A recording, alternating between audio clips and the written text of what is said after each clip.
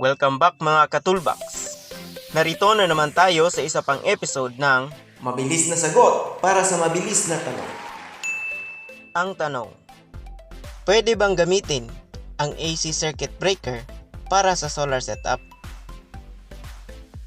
Marami sa mga nagdi-DIY ay mga electricians at may mga naitatabing mga electrical materials dahil sa pangungontrata nila. At kadalasan sa mga naitatabi dito ay ang mga AC circuit breakers. Kaya, naisipan nilang gamitin ito sa kanilang mga solar setup. Medyo mahal din kasi ang presyo ng DC circuit breaker kumpara sa AC circuit breaker. Kaya, madalas na naitatanong kung pwede ba itong gawing pamalit sa DC circuit breaker. So, meron tayong dalawang sample ng circuit breaker dito. Ito at saka ito. Sa physical appearance, hindi natin malalaman na AC or DC ang mga circuit breakers na ito. Maliban na lang kung makikita na natin ang mga symbols at codes nito. So, itong una ay ang DC MCB or DC Miniature Circuit Breaker. At itong pangalawa naman ay AC MCB. Ano ba ang kaibahan ng DC at AC pagdating sa circuit breaker? Ito ay ang tinatawag na arc or electric arc. Ito yung parang spark na nakikita kapag nagsi-switch off ng switch. O yung kapag naglo-lose contact ang dalawang linya ng kuryente. May dalawang graphs tayo dito. Itong una ay ang graph na makikita kapag AC ang circuit.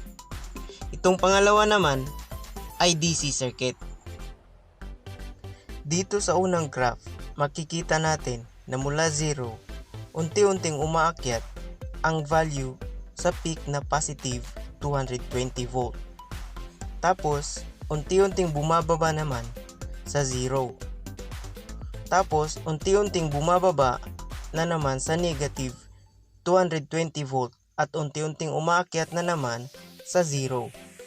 Yung buong cycle from 0 to positive to 0 to negative and balik to 0 ay ang tinatawag na one cycle sa AC voltage.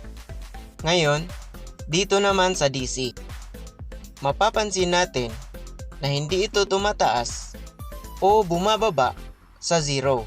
Nananatili ito sa positive 220 volt. Ang 0 value na ito ay ang tinatawag na zero crossing.